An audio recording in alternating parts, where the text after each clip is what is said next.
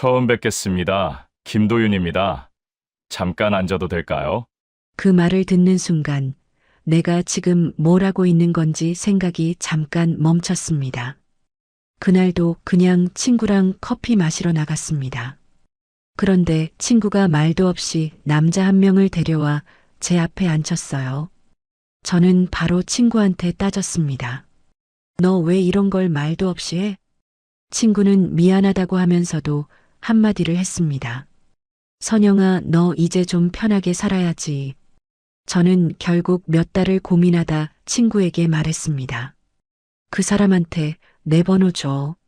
그런데요.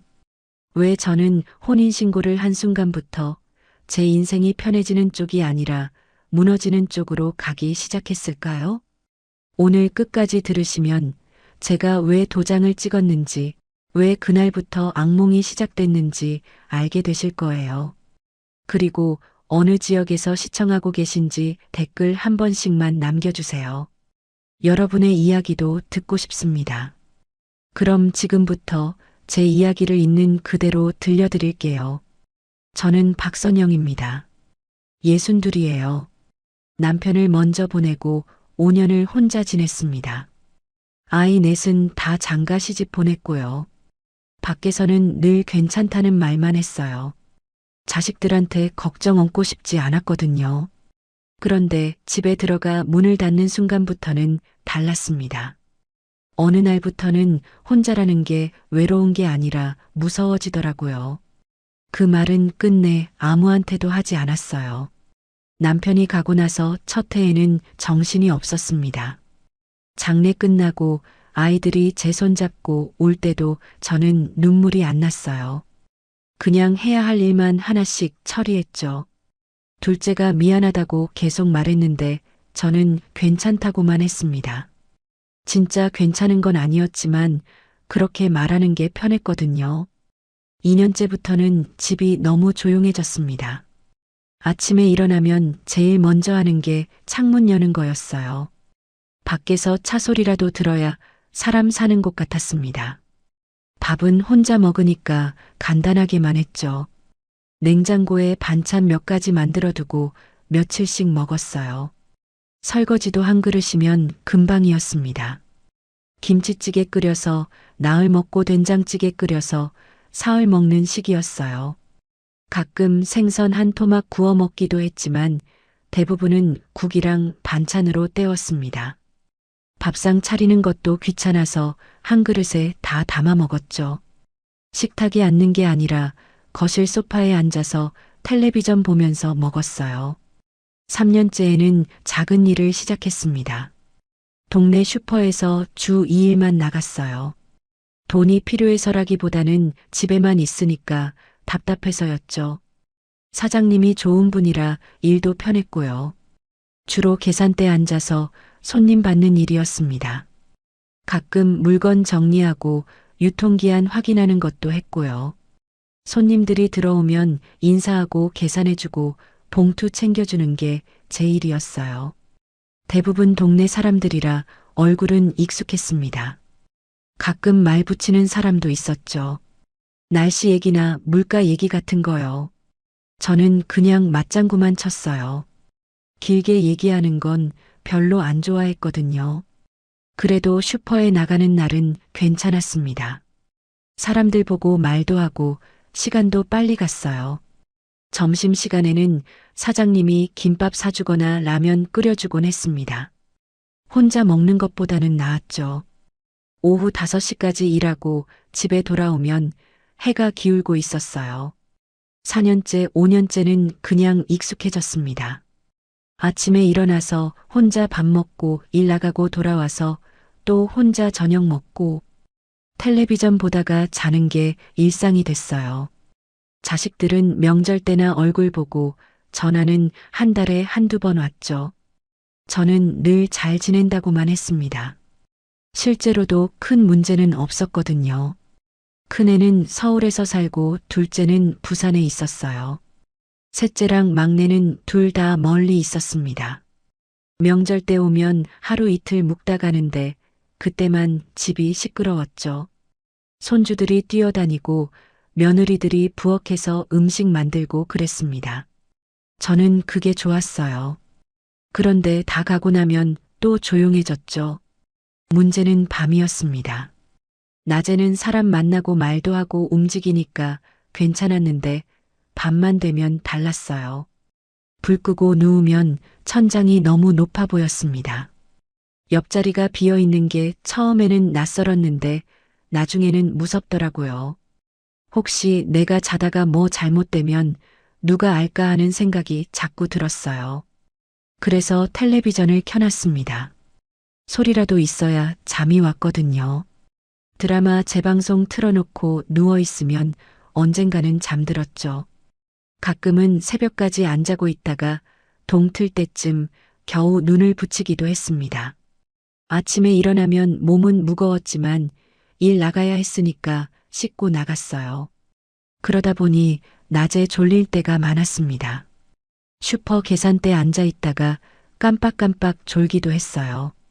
사장님이 피곤해 보인다고 물어볼 때도 있었습니다. 저는 그냥 잠을 못 잤다고만 했죠. 왜 못 잤는지는 말 안 했어요. 말하면 걱정할 것 같았거든요. 친구들은 가끔 만났습니다. 다들 비슷한 처지였어요. 홀로 사는 사람도 있었고 배우자는 있는데 사이가 멀어진 사람도 있었죠. 우리는 만나면 밥 먹고 커피 마시면서 별것 아닌 얘기만 했습니다. 누가 먼저랄 것도 없이 다들 힘든 얘기는 안 했어요. 그냥 웃으면서 지냈죠. 그 중에 한 친구가 있었어요. 이름은 미숙이라고 하는데 저랑 제일 가까웠습니다. 얘는 남편이랑 같이 사는데 대화는 거의 안 한다고 했어요. 각자 방 쓰고 밥도 따로 먹는다고 했죠. 저는 그 말 들으면서 혼자 사는 게 나은지 그렇게 사는 게 나은지 모르겠더라고요. 그날도 그랬습니다. 미숙이가 커피 마시자고 해서 동네 카페로 나갔어요. 평일 오후라 한산했죠. 저는 먼저 가서 자리 잡고 앉아 있었습니다. 창가 쪽이었는데 밖에 사람들 지나가는 게 보였어요. 날씨는 좀 쌀쌀했습니다. 미숙이가 들어오는 걸 봤는데 뒤에 남자가 한 명 따라 들어오더라고요. 처음엔 우연인 줄 알았어요. 그런데 미숙이가 그 남자를 제 앞에 앉혔습니다. 아무 말도 없이요. 저는 순간 얼어붙었어요. 남자는 정장을 입고 있었고 나이는 70 넘어 보였죠. 표정은 차분했는데 낯선 사람 앞에 앉아 있다는 게 불편해 보였습니다. 남자가 먼저 말을 했어요. 안녕하세요. 저는 김도윤입니다. 잠깐 인사만 드리려고 왔습니다 하더라고요. 목소리는 낮고 차분했습니다. 저는 대답도 못하고 미숙이만 쳐다봤어요. 미숙이는 미안하다는 표정을 지었지만 자리를 뜨지는 않았습니다. 저는 미숙이한테 물었어요. 왜 말도 없이 사람을 불러하고요? 미숙이는 한숨 쉬더니 말했습니다. 선영아, 너 이제 좀 편하게 살아야지 하고요. 그 말에 저는 화가 났어요. 내가 편하게 안 사나 싶었거든요. 내가 언제 힘들다고 했나 싶기도 했고요. 남자는 그냥 앉아서 커피만 마셨습니다. 미숙이가 남자 얘기를 하는 동안에도 별말 안 했어요. 사별한 지 6년 됐다는 얘기, 아이들은 다 독립했다는 얘기, 집은 혼자 살기엔 크다는 얘기를 미숙이가 대신했죠. 저는 듣는 둥 마는 둥 했습니다. 30분쯤 지났을 때 남자가 일어났어요. 오늘은 이만 가보겠습니다. 불편하게 해드려서 죄송합니다 하더라고요. 저는 고개만 끄덕였습니다. 남자가 나가고 나서 미숙이한테 다시는 이런 거 하지 말라고 했어요. 미숙이는 알았다고 했지만 표정은 아쉬워 보였습니다. 집에 돌아왔을 때는 해가 이미 기울고 있었어요.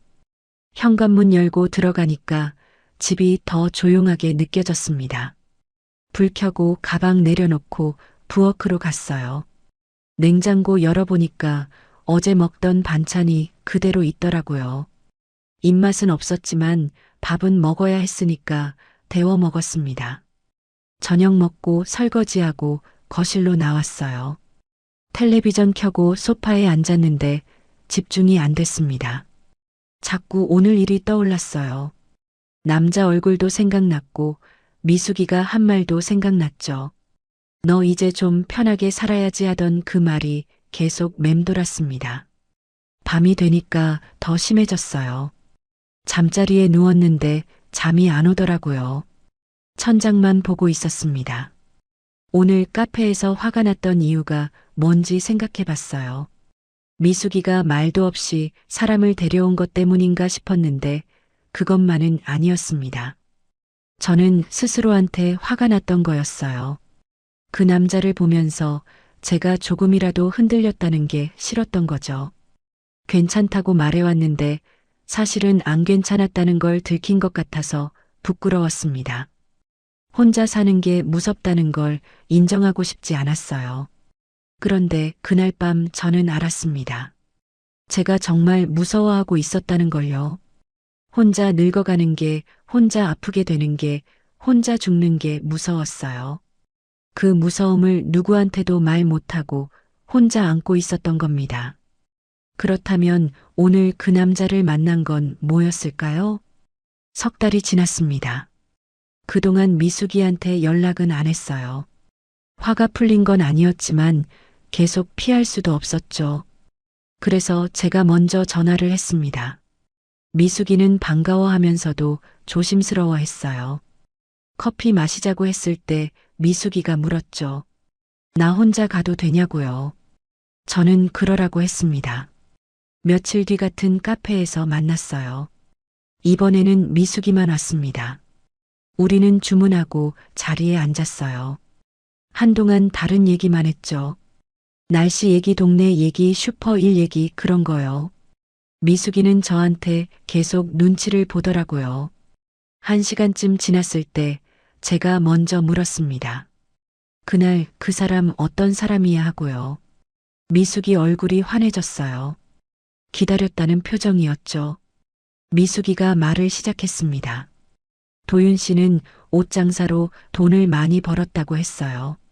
지금은 은퇴했지만 건물이 몇 개 있어서 임대료로 산다고 했습니다. 아내를 6년 전에 사별했고 자식은 딸 하나인데 결혼해서 따로 산다고 했어요. 성격은 조용하고 말이 적지만 나쁜 사람은 아니라고 했죠. 저는 고개만 끄덕이면서 들었습니다. 미숙이가 덧붙였어요. 선영아, 그 사람 너 찾아보고 있더라 하고요. 제 번호 달라고 했는데 내가 안 줬다고 했습니다. 내가 싫어할까봐 그랬다고 하더라고요. 저는 그냥 웃었어요. 잘했다고 했죠. 집에 돌아와서도 그 얘기가 머릿속에 남았습니다. 도윤이라는 이름도 남았고 옷 장사했다는 것도 남았어요. 건물이 몇 개 있다는 게 좀 신기했죠. 저는 그런 사람을 만나본 적이 없었거든요. 남편도 평범하게 직장 다니다 정년퇴직한 사람이었습니다. 밤에 누워서도 생각이 났어요. 그 사람이 왜 나를 찾아본다고 했을까 싶었습니다. 저는 특별한 사람이 아닌데 말이죠. 평범하게 살다가 남편 먼저 보내고 혼자 사는 62살짜리 여자인데요. 이해가 안 됐어요. 그러다가 문득 이런 생각이 들었습니다. 혹시 나도 그 사람한테 관심이 생긴 건 아닐까 하는 거요. 아니라고 부정하고 싶었어요. 저는 그런 생각하면 안 되는 사람이라고 느꼈거든요. 남편 간지 5년밖에 안 됐는데 다른 남자를 생각한다는 게 죄 같았습니다. 그런데 밤마다 생각은 커졌어요. 자꾸 그 사람 얼굴이 떠올랐습니다. 목소리도 생각났고 손으로 커피잔 잡고 있던 모습도 생각났어요. 저는 제 자신이 이상했습니다. 이렇게까지 생각할 일이 아닌데 싶었거든요. 낮에 슈퍼에서 일할 때도 멍하니 있을 때가 많았어요. 계산대에 앉아서 손님 받다가도 생각에 빠졌죠. 사장님이 선영 씨 괜찮아요? 하고 물어볼 정도였습니다. 저는 그냥 피곤하다고만 했어요. 실제로도 피곤하긴 했습니다. 밤에 잠을 제대로 못 자니까요. 일주일이 지나고 2주일이 지나도 생각은 안 사라졌어요. 오히려 더 선명해졌습니다. 그 사람이 뭘 하고 있을까, 어떻게 지내고 있을까 하는 게 궁금해졌어요. 미숙이한테 전화해서 물어볼까도 싶었지만 그러기엔 창피했습니다. 한 달쯤 더 지났을 때 저는 다시 미숙이를 만났어요. 이번에는 제가 먼저 연락했습니다. 미숙이는 또 반가워했어요. 우리는 이번에도 같은 카페로 갔죠. 자리 잡고 앉아서 커피 주문하고 나서 저는 미숙이 얼굴을 봤습니다. 미숙이가 먼저 물었어요. 선영아, 무슨 일 있어 하고요. 저는 한참 망설였습니다. 말하기가 창피했거든요. 그런데 안 하면 계속 이럴 것 같았어요. 그래서 천천히 입을 열었습니다. 그 사람 아직도 나 찾아봐 하고 물었어요. 미숙이는 놀란 표정을 지었습니다. 그러더니 웃으면서 말했어요. 당연하지, 너 얘기 계속하던데 하고요. 저는 고개를 숙였습니다. 부끄러웠어요. 미숙이가 조심스럽게 물었습니다. 선영아, 너 마음 바뀐 거야 하고요. 저는 대답을 못했어요. 바뀐 건지 아닌지도 모르겠었거든요. 그냥 궁금했다고 하고 싶었는데 그 말도 거짓말 같았죠. 미숙이는 제 손을 잡았습니다. 천천히 생각해 보라고 했어요. 그날 밤 저는 잠을 거의 못 잤습니다. 계속 뒤척였어요. 제가 지금 뭘 하는 건지 모르겠었죠. 이 나이에 새 사람을 만난다는 게 말이 되나 싶었습니다. 자식들이 알면 뭐라고 할까도 생각났고요. 주변에서 뭐라고 할까도 걱정됐어요. 그런데 한편으로는 이런 생각도 들었습니다. 내가 계속 혼자 살면서 무서워하면서 버티는 게 맞나 하는 거였어요. 낮에는 괜찮은 척하고 밤에는 천장 보면서 떨고 그렇게 10년, 20년을 보내는 게 맞는 삶인가 싶었습니다. 일주일 뒤 저는 또 미숙이를 만났어요. 그동안 계속 생각했는데 결론이 안 났습니다. 미숙이가 물었어요. 선영아, 어떻게 할 거야 하고요. 저는 모르겠다고 했습니다. 미숙이는 한숨을 쉬더니 말했어요. 내가 결정해야지, 내가 뭐라고 할 수 있겠어 하고요. 또 2주일이 지났습니다. 저는 슈퍼일 끝나고 집에 돌아와서 혼자 앉아 있었어요. 텔레비전도 안 켜고 그냥 어둠 속에 앉아 있었습니다. 밖에서는 차 소리가 들렸고 누군가 웃는 소리도 들렸어요. 저는 그 소리를 들으면서 생각했습니다. 내가 뭘 두려워하는 건지요. 새 사람을 만나는 게 두려운 건지, 혼자 늙어가는 게 두려운 건지 알 수가 없었어요. 둘 다 무서웠습니다. 어느 쪽을 선택해도 후회할 것 같았어요. 그런데 문득 이런 생각이 들었습니다. 지금 이 순간에도 시간은 가고 있다는 거요. 내가 여기 앉아서 고민하는 동안에도 나는 늙어가고 있고 기회는 사라지고 있다는 게 느껴졌어요. 그때 저는 결심을 했습니다. 다음 날 아침 저는 미숙이한테 전화를 했어요. 미숙이가 받았을 때 저는 떨리는 목소리로 말했습니다. 그 사람한테 내 번호 줘하고요. 미숙이는 잠깐 조용하더니 물었어요. 선영아, 확실해 하고요. 저는 대답했습니다. 응, 확실해 하고요. 사실은 확실하지 않았지만 그렇게 말했죠. 미숙이가 알았다고 했습니다.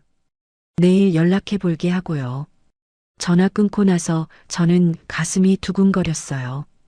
뭘 한 건지 실감이 안 났습니다. 내가 지금 뭐 하는 거지 싶었어요. 그런데 이미 말을 해버렸으니까 되돌릴 수는 없었죠. 이틀 뒤 낮에 모르는 번호로 전화가 왔습니다. 저는 전화기를 보면서 한참 망설였어요. 받을까 말까 고민했습니다. 손이 떨렸어요. 그런데 계속 울리니까 받아야 할 것 같았죠. 전화를 받았을 때 낮은 목소리가 들렸습니다. 그게 누구였을까요? 선영 씨 하는 목소리가 들렸습니다. 도윤이었어요. 저는 아무 말도 못하고 그냥 듣고만 있었죠. 도윤이 말을 이었습니다. 불편하게 해드려서 죄송합니다. 번호 받았는데 연락드려도 되나 싶어서 며칠 고민했습니다 하더라고요. 저는 괜찮다고 했어요. 목소리가 떨리는 게 느껴졌지만 어쩔 수 없었습니다. 도윤은 조심스럽게 물었죠. 시간 괜찮으시면 차 한잔 하실 수 있을까요? 하고요. 저는 언제냐고 물었어요. 도윤이 대답했습니다. 선영 씨 편하신 날로 정하시면 됩니다 하고요. 사흘 뒤 우리는 만났습니다. 이번에는 미숙이 없이 둘이서만요. 같은 카페였는데 저는 일찍 나가서 기다렸어요. 도윤은 정확하게 약속 시간에 왔습니다. 여전히 정장 차림이었고 걸음걸이가 반듯했죠. 제 앞에 앉으면서 인사를 했습니다. 오늘 나와주셔서 감사합니다 하더라고요. 저는 고개만 끄덕였어요. 도윤이 커피를 주문하러 가면서 뭐 드실지 물었습니다. 저는 아메리카노라고 했죠. 도윤은 금방 주문하고 돌아와 앉았습니다. 처음에는 어색했어요. 둘 다 말이 없었습니다. 커피가 나오고 나서야 도윤이 입을 열었죠. 지난번에 깜짝 놀라셨죠? 미숙 씨가 미리 말씀 안 드렸다고 들었습니다 하더라고요. 저는 괜찮다고 했어요. 이미 지난 일이니까요. 도윤이 자기 얘기를 시작했습니다. 옷도매 일을 30년 넘게 했다고 했어요. 동대문에서 시작해서 나중에는 공장까지 운영했다고 했죠. 10년 전에 정리하고 지금은 건물 몇 개로 지낸다고 했습니다. 말투는 담담했어요. 자랑하는 느낌은 없었죠. 아내는 6년 전에 췌장암으로 갔다고 했습니다. 1년 투병하다가 갔다고 했어요. 그 얘기를 할 때 도윤 표정이 잠깐 어두워졌습니다. 저는 그 표정을 보면서 이 사람도 혼자 버텼구나 싶었죠. 딸은 결혼해서 지방에 산다고 했어요. 손주도 하나 있다고 했습니다. 저는 듣기만 했어요. 제 얘기는 별로 하고 싶지 않았거든요. 그런데 도윤이 물었습니다.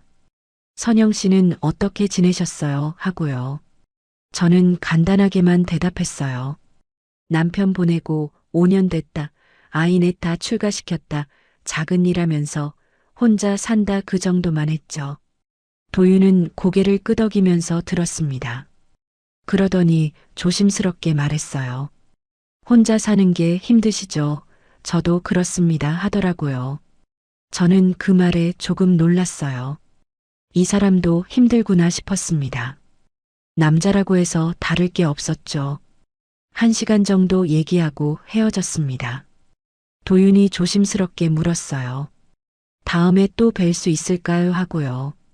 저는 생각해 보겠다고 했습니다. 도윤은 알겠다고 하면서 천천히 결정하시라고 했어요. 집에 돌아와서 생각했습니다. 나쁜 사람은 아닌 것 같았어요. 말도 조심스럽게 하고 예의도 바른 편이었죠. 그런데 뭔가 부담스러운 느낌도 들었습니다. 이 사람이랑 계속 만나면 어디로 가는 건지 모르겠었거든요. 일주일 뒤 도윤한테서 문자가 왔습니다. 안녕하세요. 선영 씨 날씨가 좋은데 산책이라도 하실까요? 하는 내용이었어요. 저는 한참 보다가 답장을 했습니다. 좋다고요. 약속을 잡았어요. 이번에는 공원에서 만났습니다. 날씨는 정말 좋았어요. 하늘이 맑고 바람이 선선했죠. 도윤은 편한 옷을 입고 왔습니다. 처음 보는 모습이었어요. 우리는 천천히 걸으면서 얘기했습니다. 공원에는 사람들이 많았어요. 운동하는 사람도 있었고 강아지 산책시키는 사람도 있었습니다. 벤치에 앉아서 쉬는 노인들도 보였죠. 저는 그 모습들을 보면서 걸었어요. 도윤도 말없이 옆에서 걸었습니다. 한참 걷다가 벤치에 앉았습니다. 도윤이 물었어요. 혼자 사는 게 어떠세요? 하고요. 저는 솔직하게 말했습니다. 낮에는 괜찮은데 밤이 좀 무섭다고요. 그 말을 하고 나니까 후회됐어요. 왜 그런 말을 했나 싶었거든요. 그런데 도윤은 고개를 끄덕였습니다. 저도 그렇습니다. 집이 너무 커서 밤에 혼자 있으면 이상한 소리만 들립니다 하더라고요. 그 말에 저는 조금 놀랐어요. 이 사람도 똑같구나 싶었습니다. 우리는 그렇게 비슷한 얘기를 나눴죠. 그 뒤로 만남이 자주 이어졌습니다. 일주일에 한 번씩은 봤어요. 카페에서 만나기도 하고 공원에서 만나기도 했습니다. 가끔은 밥을 같이 먹기도 했죠. 도윤은 늘 조심스러웠어요. 제가 불편할까봐 계속 신경 쓰는 게 보였습니다. 한 달쯤 지났을 때 저는 도윤이 편해졌어요. 말도 자연스럽게 나왔고 웃을 일도 생겼습니다. 도윤도 처음보다는 많이 편해 보였어요. 농담도 하고 옛날 얘기도 했죠. 우리는 나이도 비슷하고 겪은 일도 비슷해서 통하는 부분이 많았습니다. 도윤이 아내 얘기를 하기 시작했어요. 투병할 때 얼마나 힘들었는지, 병원 오가면서 어떻게 지냈는지 그런 얘기요. 저도 남편 얘기를 했습니다. 갑자기 쓰러져서 일주일 만에 갔던 일 장례 치르면서 정신없었던 일 그런 얘기를 했죠. 우리는 서로의 아픔을 이해했습니다. 말 안 해도 알 것 같았어요. 같은 길을 걸어온 사람들이니까요. 그게 위로가 됐습니다. 도윤이랑 있으면 제가 혼자가 아니라는 느낌이 들었어요. 또 한 달이 지났습니다. 어느 날 저녁 도윤이 식당에 가자고 했어요. 조금 좋은 곳이었습니다. 저는 옷을 골라 입고 나갔죠. 도윤은 이미 와서 기다리고 있었어요. 자리에 앉아서 주문을 하고 음식을 기다렸습니다. 밥을 먹는 동안 도윤이 말을 많이 했어요. 평소보다 많았습니다. 딸 얘기도 하고 일 얘기도 하고 앞으로 뭘 하고 싶은지도 얘기했어요. 저는 듣다가 물었습니다. 왜 오늘은 말이 많으세요 하고요. 도윤은 웃으면서 대답했어요. 할 말이 있어서 그렇습니다 하더라고요. 식사가 끝나고 커피를 마실 때 도윤이 입을 열었습니다. 선영 씨 제 말 들어주시겠습니까 하고요. 저는 말하라고 했어요. 도윤은 잠깐 망설이더니 말했습니다. 저는 선영 씨랑 같이 살고 싶습니다. 혼자 사는 게 이제 힘듭니다. 제가 책임지고 모시겠습니다 하더라고요. 저는 얼어붙었어요. 그런 말이 나올 줄은 몰랐습니다. 도윤은 제 반응을 보면서 기다렸죠. 저는 한참 있다가 대답했습니다. 아직은 잘 모르겠어요 하고요. 도윤은 실망한 표정을 지었지만 이해한다고 했어요. 천천히 생각하시라고 했습니다. 그날 우리는 그렇게 헤어졌죠. 집에 돌아와서 잠을 못 잤습니다. 같이 살자는 말이 계속 맴돌았어요. 저는 그럴 준비가 안 돼 있었습니다. 도윤이 좋긴 한데 같이 산다는 건 다른 문제였거든요. 한 집에서 산다는 게 어떤 건지 상상이 안 됐어요. 며칠이 지났습니다. 도윤한테서 연락이 없었어요. 저는 혼자 생각했습니다. 같이 살면 뭐가 달라질까, 혼자 있는 것보다 나을까 그런 걸 생각했죠. 답은 안 나왔습니다. 일주일 뒤 도윤한테서 전화가 왔습니다. 제 대답을 재촉하는 건 아니었어요. 그냥 안부 묻는 전화였죠. 저는 괜찮다고 했습니다. 도윤이 말했어요. 선영 씨 시간 정해서 결정합시다. 너무 오래 기다리게 하지는 말아주세요 하더라고요. 그 말에 저는 알았다고 했습니다. 2달 뒤에 대답하겠다고 했어요. 도윤은 알겠다고 했습니다. 그렇게 우리는 다시 만남을 이어갔죠. 그런데 그 2달이 제 인생을 어디로 데려갈지 저는 그때 전혀 몰랐습니다. 2달이 지났습니다. 그동안 도윤이랑 계속 만났어요. 만날 때마다 조금씩 마음이 기울었습니다. 혼자 집에 돌아가는 게 점점 더 싫어졌어요. 도윤이랑 있을 때가 편했죠. 그래서 저는 결정을 내렸습니다. 약속한 날 도윤을 만났어요.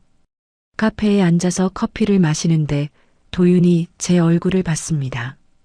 결정하셨습니까? 하고 물었어요. 저는 고개를 끄덕였습니다. 그럼 같이 살아요 하고 말했죠. 도윤은 기뻐하는 표정을 지었습니다. 감사합니다. 선영 씨 후회 안 하시게 하겠습니다. 하더라고요. 저는 웃으면서 고개를 끄덕였어요. 그런데 도윤이 바로 말을 이었습니다. 선영 씨 그런데 제 생각이 하나 있습니다. 하더라고요. 저는 뭐냐고 물었습니다. 도윤이 조심스럽게 말했어요. 동거는 안 됩니다. 혼인신고를 합시다 하더라고요. 저는 깜짝 놀랐습니다. 혼인신고까지 생각 못 했거든요. 그냥 같이 살면 되는 줄 알았어요. 저는 그건 너무 빠른 것 같다고 했습니다. 도윤이 말했어요. 저는 이 나이에 동거는 하고 싶지 않습니다. 제대로 하고 싶습니다. 하더라고요. 저는 당황스러웠어요. 혼인신고를 하면 진짜 부부가 되는 건데 그럴 준비가 됐는지 모르겠었습니다. 도윤이 덧붙였습니다. 선영 씨 저를 믿지 못하시는 겁니까 하고요. 그 말에 저는 아무 말도 못했어요. 믿지 못하는 건 아니었습니다. 그냥 무서웠던 거죠. 이 나이에 다시 결혼한다는 게 실감이 안 났어요. 도윤이 말을 이었습니다. 저는 선영 씨를 책임지고 싶습니다. 그러려면 제대로 된 부부가 돼야 합니다. 하더라고요. 저는 한참 생각했어요. 도윤 말도 틀린 건 아니었습니다. 그냥 같이 산다는 건 어정쩡한 관계니까요. 집에 돌아와서 며칠을 고민했습니다. 자식들한테 말해야 하나 싶기도 했어요. 그런데 말하면 반대할 게 뻔했습니다. 아이들은 제가 혼자 사는 게 편하다고 생각할 거예요. 굳이 재혼까지 할 필요 있냐고 할 게 분명했죠. 밤마다 생각했습니다. 혼인신고를 하면 진짜 돌아갈 수 없는 거잖아요. 그냥 같이 살다가 안 맞으면 나오면 되는데 혼인신고를 하면 그것도 쉽지 않았습니다. 그런데 한편으로는 도윤 말도 이해가 됐어요. 일주일 뒤 도윤한테 전화를 했습니다. 도윤이 받았을 때 저는 말했어요. 혼인신고 하겠습니다 하고요. 도윤은 잠깐 조용하더니 정말이냐고 물었습니다. 저는 그렇다고 했어요. 도윤은 고맙다고 했습니다. 언제 할지 정하자고 했죠. 보름 뒤 우리는 주민센터로 갔습니다. 평일 오전이라 사람이 많지 않았어요. 도윤이 서류를 챙겨왔더라고요. 저는 그냥 따라갔습니다. 창구에 앉아서 서류 작성하고 도장 찍고 제출했어요. 직원이 서류를 확인했습니다. 그러더니 접수됐다고 했어요. 축하드린다는 말도 했죠. 저는 고맙다고 했습니다. 그렇게 저는 재혼을 했어요. 식도 안 올리고 자식들한테 말도 안 하고요. 주민센터 나올 때 도윤이 제 손을 잡았습니다. 이제 우리 집으로 갑시다 하더라고요. 저는 고개를 끄덕였어요. 떨리는 마음으로 차에 탔죠. 도윤이 운전하면서 말했습니다. 여보 편하게 지내시면 됩니다 하고요. 여보라는 말이 어색했습니다. 저는 그냥 네 하고만 답했어요. 차 안은 조용했습니다. 창밖을 보니까 날씨가 좋았어요. 하늘이 맑았죠. 그런데 저는 왜인지 불안했습니다. 도윤 집은 아파트였습니다. 새 아파트는 아니었지만 넓었어요. 40평쯤 돼 보였습니다. 현관문 열고 들어가니까 깨끗하게 정리돼 있었어요. 도윤이 안내했습니다. 거실이 넓고 방이 3개 있었어요. 도윤이 말했습니다. 여보 편하게 쓰세요. 이제 여기가 집입니다 하더라고요. 저는 그냥 고맙다고만 했어요. 짐은 며칠 안에 가져오기로 했죠. 도윤이 방을 보여줬습니다. 제 방은 햇볕이 잘 드는 쪽이었어요. 첫 주는 적응하는 시간이었습니다. 낮에 도윤은 밖에 일 보러 나가고 저는 집에 있었어요. 집 구경도 하고 정리도 하면서 시간을 보냈습니다. 저녁에 도윤이 돌아오면 같이 밥을 먹었죠. 밥은 제가 했습니다. 도윤이 해도 된다고 했지만 저는 하겠다고 했어요. 해야 할 것 같았거든요. 부엌에 들어가서 냉장고 열어보니까 재료가 별로 없었습니다. 마트 가서 장을 봤어요. 뭘 사야 할지 생각하면서 돌아다녔죠. 장바구니에 채소를 담고 고기를 골랐습니다. 생선도 샀고 과일도 샀어요. 계산하면서 생각했죠. 이제부터 이게 제 일이구나 싶었습니다. 집으로 돌아와서 냉장고에 넣고 정리했어요. 저녁 준비를 시작했습니다. 된장찌개를 끓이고 생선을 구웠어요. 반찬도 몇 가지 꺼내서 접시에 담았죠. 밥상을 차리면서 생각했습니다. 예전에 남편한테 하던 것처럼 하면 되는 거겠죠. 6시쯤 도윤이 들어왔습니다. 밥상을 차려놨더니 도윤이 좋아했어요. 맛있겠다고 하면서 앉았죠. 우리는 마주 앉아서 밥을 먹었습니다. 도윤이 맛있다고 여러 번 말했어요. 저는 기분이 좋았습니다. 식사 후에는 설거지를 했습니다. 도윤이 도와주겠다고 했지만 저는 괜찮다고 했어요. 혼자 하는 게 익숙했거든요. 설거지 끝내고 거실로 나왔더니 도윤은 소파에 앉아서 신문을 보고 있었습니다. 밤이 되면 각자 방으로 들어갔어요. 도윤이 처음부터 방을 따로 쓰자고 했습니다. 나이도 있고 서로 편한 게 낫다고 했죠. 저는 오히려 다행이라고 느꼈어요. 같은 방 쓰는 건 부담스러웠거든요. 그렇게 2주가 지나고 3주가 지났습니다. 생활은 평온했어요. 도윤은 예의 바르고 저한테 잘해줬습니다. 저는 집안일하고 밥 차리고 그렇게 지냈죠. 나쁘지 않았습니다. 혼자 있을 때보다는 훨씬 나았어요. 낮에는 집 정리를 했습니다. 거실 청소하고 방 정리하고 화장실 닦고 그런 일이었어요. 빨래도 했습니다. 도윤 옷이랑 제 옷을 같이 돌렸죠. 널어놓고 마르면 개서 정리했어요. 그게 제 하루였습니다. 저녁 준비할 시간이 되면 부엌으로 갔습니다. 오늘은 뭘 할까 생각하면서 냉장고를 열었어요. 재료 보고 메뉴를 정했죠. 김치찌개를 끓이기도 하고 제육볶음을 만들기도 했습니다. 도윤은 뭘 해도 맛있다고 했어요. 그런데 3주째 되는 날 저녁이었습니다. 도윤이 퇴근하고 들어왔는데 표정이 어두웠어요. 저는 무슨 일이냐고 물었습니다. 도윤이 한숨을 쉬더니 말했어요. 여보 딸이 이혼했습니다 하더라고요. 저는 놀라서 물었어요. 갑자기 왜요 하고요. 도윤이 말했습니다.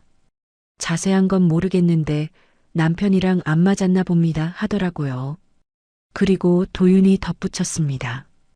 딸이 여기로 들어온대요 하는 거예요. 저는 순간 멈췄습니다. 여기로 들어온다고요 하고 되물었어요. 도윤은 미안하다는 표정으로 고개를 끄덕였습니다. 갈 데가 없답니다. 애도 데리고 와야 한대요. 잠깐만 있다가 나갈 거래요 하더라고요. 저는 아무 말도 못했어요. 딸이 들어온다는 게 어떤 의미인지 알 것 같았습니다. 그런데 거절할 수도 없었죠. 도윤 딸이니까요. 이틀 뒤 딸이 왔습니다. 짐을 들고 16살쯤 돼 보이는 애를 데리고 왔어요. 딸은 40 중반쯤 보였습니다. 저한테 인사도 제대로 안 했어요. 그냥 고개만 까딱하더니 방으로 들어갔죠. 손녀는 저를 힐끗 보고는 아무 말도 안 했습니다. 학교 가방을 메고 있었어요. 방으로 들어가더니 문을 닫았죠. 저는 거실에 서 있었습니다. 도윤은 딸 방으로 들어가서 얘기하고 있었어요. 저는 그날 밤 잠을 못 잤습니다.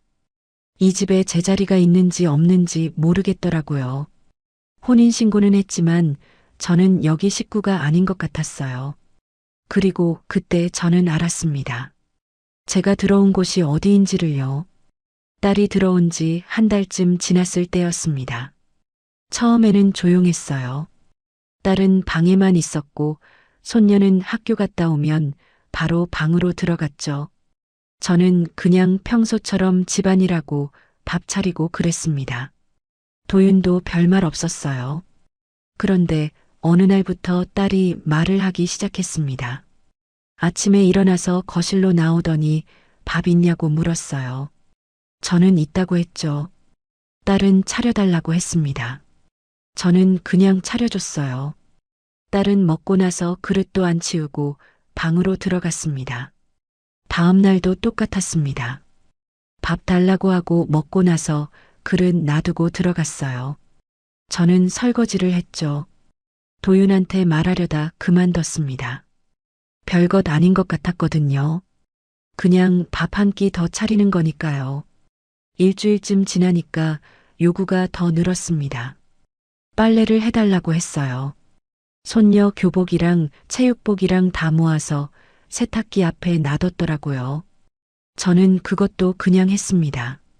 어차피 빨래는 하는 거니까 조금 더 돌리면 되는 거였죠.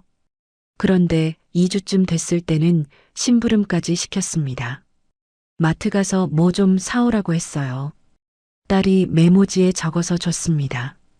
과자며 음료수며 생리대며 여러 가지였어요. 저는 나가서 사왔죠. 딸은 고맙다는 말도 없었습니다. 한 달이 더 지났습니다. 이제는 차까지 요구했어요. 손녀 학원 데려다 달라고 했습니다. 저는 면허는 있었지만 운전을 오래 안 해서 무서웠어요. 그런데 딸이 계속 부탁한다고 하니까 거절을 못 하겠더라고요. 저는 도윤차를 몰고 손녀를 태웠습니다. 학원까지 15분쯤 걸렸어요. 손녀는 차 안에서 핸드폰만 봤습니다. 인사도 안 했어요. 학원 앞에 내려주니까 그냥 내려서 가버렸죠. 고맙다는 말도 없었습니다. 그날 저녁 저는 도윤한테 말했습니다. 왜 제가 다 해야 해요 하고요. 도윤은 밥 먹다 말고 저를 봤어요. 표정이 굳어 있었습니다. 저는 계속 말했어요. 밥도 빨래도 심부름도 차까지 다 제가 하잖아요 하고요. 도윤이 젓가락을 내려놨습니다. 그러더니 말했어요. 딸은 딸이야 하더라고요. 저는 그 말에 할 말이 없었습니다. 도윤이 또 말했어요. 지금 힘든 시기니까 좀 도와줘 하고요. 저는 제가 식모냐고 물었습니다. 도윤 목소리가 높아졌습니다. 너 지금 뭐라고 한 거야 하더라고요. 저는 순간 얼어붙었어요. 도윤이 처음으로 화를 낸 거였습니다. 그리고 호칭이 바뀐 게 느껴졌죠. 여보가 아니라 너라고 한 거예요. 저는 아무 말도 못했습니다. 도윤은 밥을 다 먹고 일어나서 방으로 들어가 버렸어요. 저는 혼자 앉아 있었습니다. 밥상을 치우면서 생각했죠. 내가 뭔가 잘못 말한 건가 싶었습니다. 그 뒤로 도윤 태도가 달라졌습니다. 전처럼 다정하지 않았어요. 말도 짧게 했고 저를 잘 안 쳐다봤습니다. 저는 조심스러워졌어요. 도윤 눈치를 보게 됐죠. 딸한테도 더 잘해줘야 할 것 같았습니다. 3개월쯤 지났을 때는 완전히 바뀌어 있었습니다. 저는 아침 6시에 일어나서 밥을 했어요. 딸이랑 손녀 밥 차려놓고 도윤 출근 준비 챙기고 그랬습니다. 설거지하고 빨래하고 청소하고 장 보고 그런 일을 했죠. 오후에는 손녀 학원 픽업이 있었습니다. 2시에 한 번, 4시에 한 번, 6시에 한 번 데려다 줬어요. 학원이 3곳이었습니다. 저는 차 타고 동네를 계속 돌아다녔죠.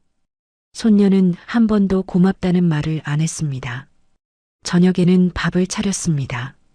4명 밥을 차리는 게 생각보다 일이 많았어요. 반찬도 여러 가지 해야 했고 국도 끓여야 했습니다. 손녀가 편식을 해서 따로 메뉴를 챙겨야 할 때도 있었어요. 밥 먹고 나면 설거지를 했습니다. 그릇이 많았어요. 냄비며 프라이팬이며 다 씻어야 했죠. 손이 거칠어졌습니다. 부엌에서 나오면 9시쯤 됐어요. 그때쯤 되면 온몸이 아팠습니다. 딸은 거의 움직이지 않았습니다. 하루 종일 방에 있었어요. 가끔 나와서 거실 소파에 누워 텔레비전 보고 다시 들어가고 그랬습니다. 손녀 밥은 제가 챙기고 학원도 제가 데려다 주고 다 제가 했어요. 4개월째가 됐을 때 저는 알았습니다. 제가 이 집에서 뭔지를요. 아내가 아니었어요. 며느리도 아니었습니다. 그냥 쓰는 사람이었어요. 밥 해주고 빨래해주고 청소해주고 차 태워주는 사람이었죠. 밤에 방에 들어가면 울었습니다. 소리 안 나게 울었어요. 베개에 얼굴을 묻고 울었습니다. 왜 이렇게 됐는지 모르겠었어요. 도윤이랑 같이 살면 편할 줄 알았는데 혼자 살 때보다 더 힘들었습니다. 어느 날 저는 결심을 했습니다. 이혼하기로요. 이렇게는 못 살겠더라고요. 자존심이 상했습니다. 제가 누군가의 하인처럼 사는 게 견딜 수 없었어요. 그래서 알아보기 시작했습니다. 상담을 받으러 갔습니다. 변호사 사무실에 갔어요. 변호사가 물었습니다. 어떤 경우냐고요? 저는 설명했어요. 재혼한 지 얼마 안 됐는데 남편 딸이 들어와서 저를 식모처럼 부린다고 했죠. 변호사는 고개를 끄덕였습니다. 절차를 알려줬습니다. 협의 이혼이 제일 빠르다고 했어요. 합의만 되면 한 달 안에 끝난다고 했죠. 합의가 안 되면 조정으로 가고 그것도 안 되면 재판까지 간다고 했습니다. 저는 다 메모했어요. 집에 돌아와서 기록을 시작했습니다. 매일 뭘 했는지 적었어요. 아침 몇 시에 일어나서 밥 차렸고, 누구 빨래했고, 몇 시에 학원 데려다 줬고, 저녁 몇 시에 차렸고 다 적었습니다. 증거로 남겨야 한다고 변호사가 말했거든요. 2주쯤 적었을 때 저는 놀랐습니다. 제가 하루에 이렇게 많은 일을 하고 있었다는 게 믿기지 않았어요. 아침 6시부터 밤 9시까지 쉬는 시간이 거의 없었습니다. 점심 먹을 때 30분 앉아 있는 게 전부였어요. 한 달쯤 기록을 모았을 때 저는 도윤한테 말하기로 했습니다.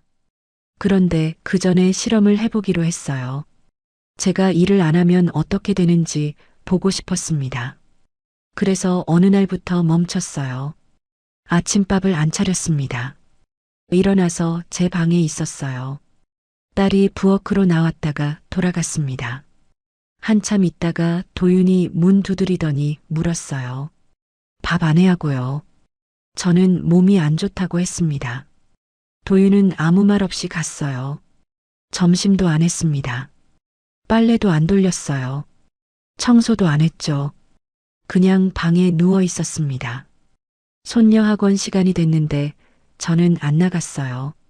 딸이 방문을 두드렸습니다. 학원 안 데려다 주냐고 물었어요.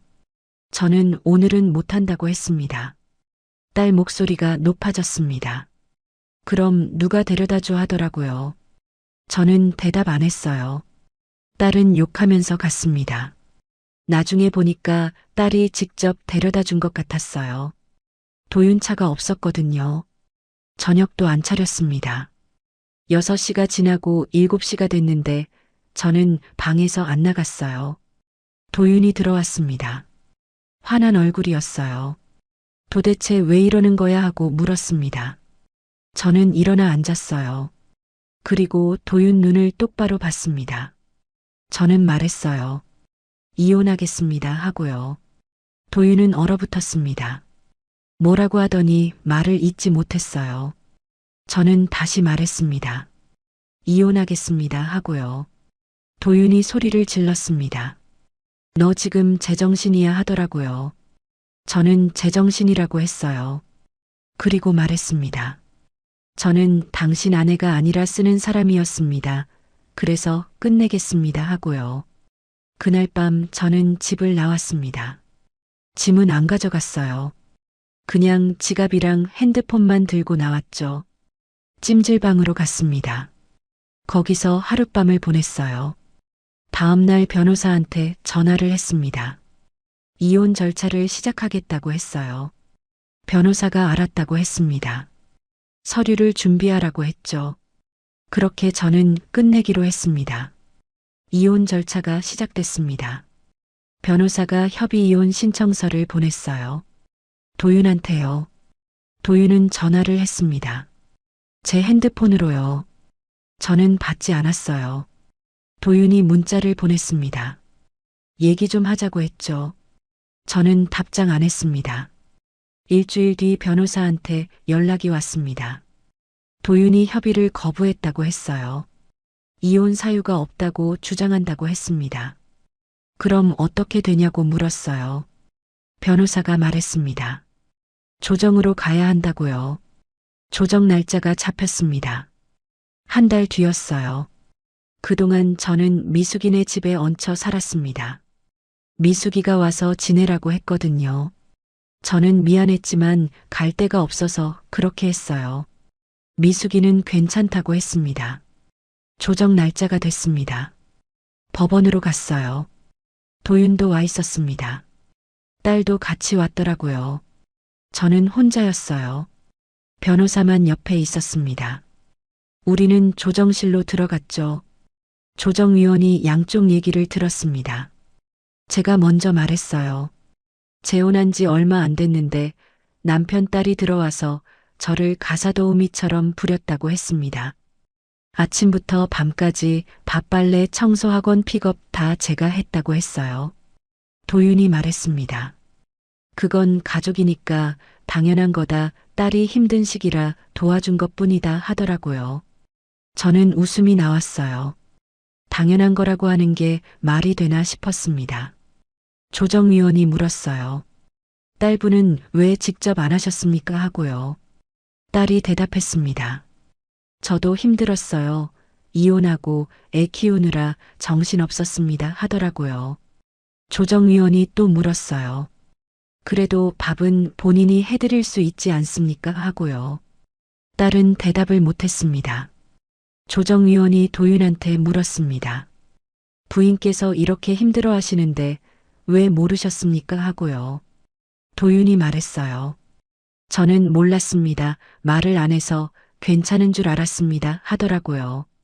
저는 어이가 없었어요. 조정위원이 말했습니다. 양쪽 주장이 평행선이네요. 합의가 어려워 보입니다 하고요. 그럼 재판으로 가야 한다고 했습니다. 저는 알겠다고 했어요.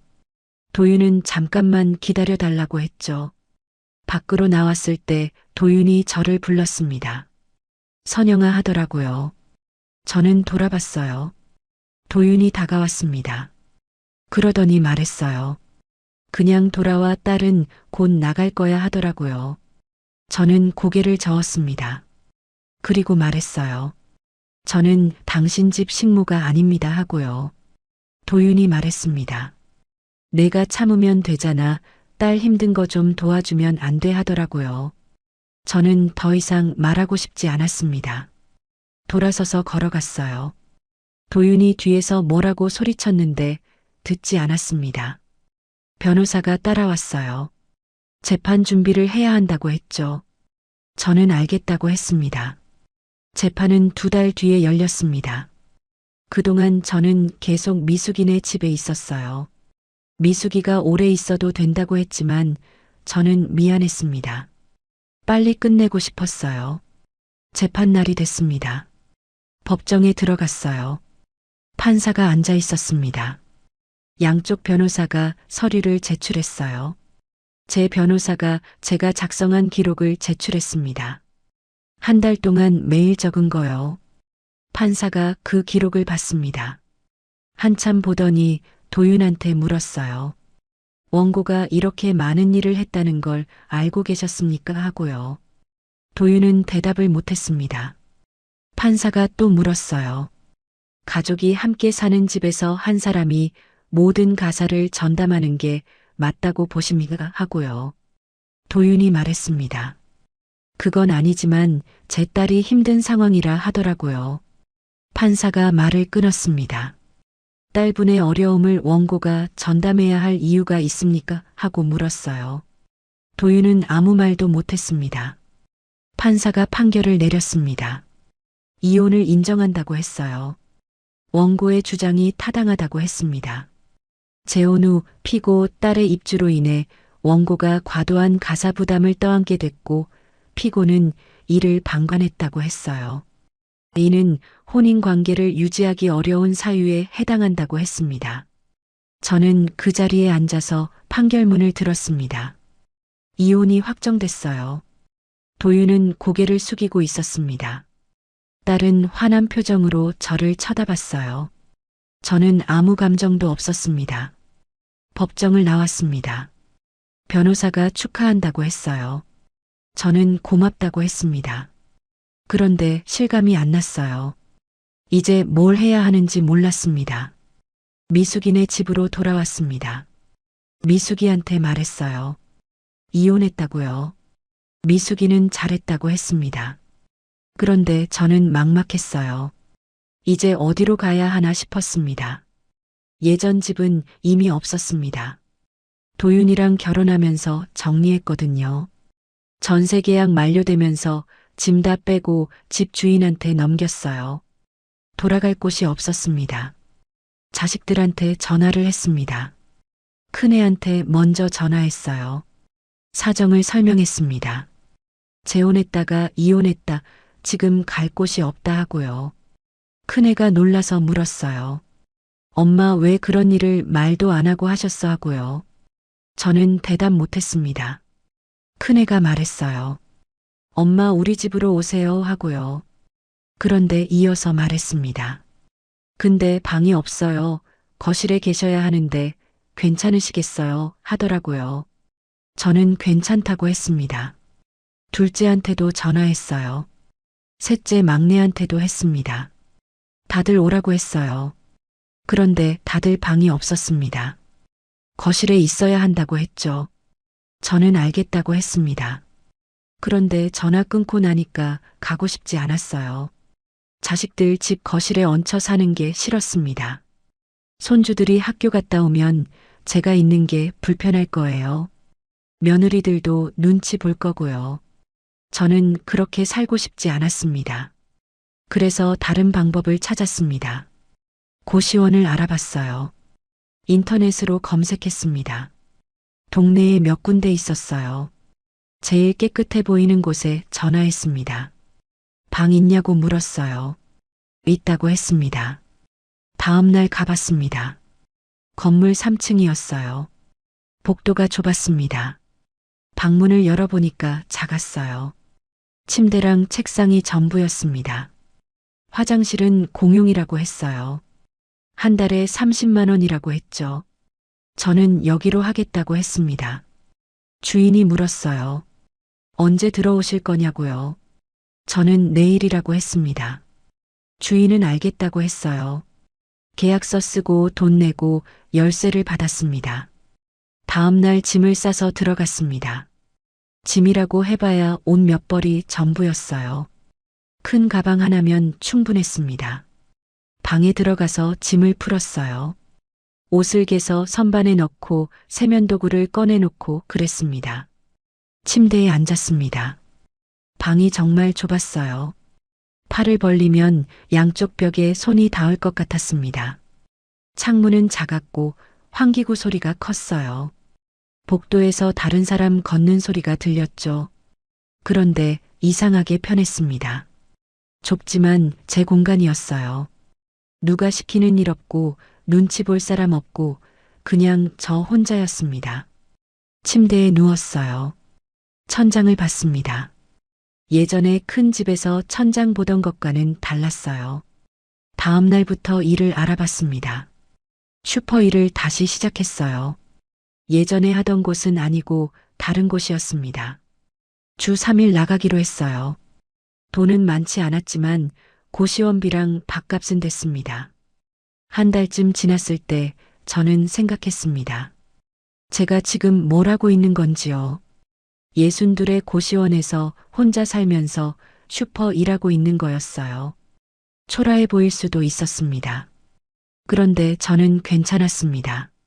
아침에 일어나서 제 시간에 움직이고 일 나가고 돌아와서 제가 먹고 싶은 거 먹고 자고 싶을 때 자고 그렇게 사는 게 좋았어요. 누구 집에 들어가서 식모처럼 사는 것보다 나았습니다. 어느 날 큰애한테 전화가 왔습니다. 엄마 어디 계세요? 하고 물었어요. 저는 고시원에 있다고 했습니다. 큰애가 놀라서 말했어요. 왜요? 우리 집으로 오시면 되잖아요 하더라고요. 저는 대답했습니다. 나 이제 내 방식으로 살게 하고요. 큰애가 물었어요. 무슨 뜻이에요 하고요. 저는 말했습니다. 내가 감당할 수 있는 크기로 살 거야. 누구한테도 기대지 않고 하고요. 큰애는 한참 조용했습니다. 그러더니 말했어요. 엄마 힘들면 언제든 연락하세요 하고요. 저는 알겠다고 했습니다. 전화를 끊고 나서 창밖을 봤어요. 날씨가 좋았습니다. 저는 지금 여기 있습니다. 좁은 고시원 방에서 혼자 살고 있어요. 슈퍼에서 일하면서 하루하루를 보내고 있습니다. 누가 보면 실패한 인생처럼 보일 수도 있겠죠. 그런데 저는 알아요. 제가 무너진 게 아니라는 걸요. 다시 시작하는 거라는 걸요. 크고 화려한 집에 들어가는 대신 제 크기만큼의 공간을 골랐습니다. 누군가의 아내나 며느리가 아니라 저 자신으로 살기로 했어요. 아직 앞으로 몇 년을 더 살지 모릅니다. 10년일 수도 있고 20년일 수도 있어요. 그 시간을 어떻게 채울지도 모르겠습니다. 그런데 한 가지는 확실해요. 이제 저는 제 방식대로 살 겁니다. 누구 집에 들어가서 쓰이는 사람으로 살지 않을 거예요. 혼자라도 제 자존심 지키면서 살 겁니다. 여러분은 어떠세요? 혼자 사는 게 무서워서 누군가의 집에 들어간 적 있으신가요? 아니면 초라해 보여도 내 방식대로 사는 걸 선택한 적 있으신가요? 저는 후자를 택했습니다. 그리고 후회하지 않아요. 오늘 이야기 끝까지 들어주셔서 고맙습니다. 구독해 두시면 다음 사연도 과장 없이 있는 그대로 더 친절하게 들려드릴게요. 끝까지 보신 분들은 지금 화면 왼쪽 재생 목록부터 눌러서 같은 흐름의 사연들을 이어서 보세요. 그리고 오른쪽 추천 영상은 이 지옥이 시작된 첫 단추가 더 선명하게 나옵니다. 지금 바로 하나만 눌러주시면 그대로 이어집니다.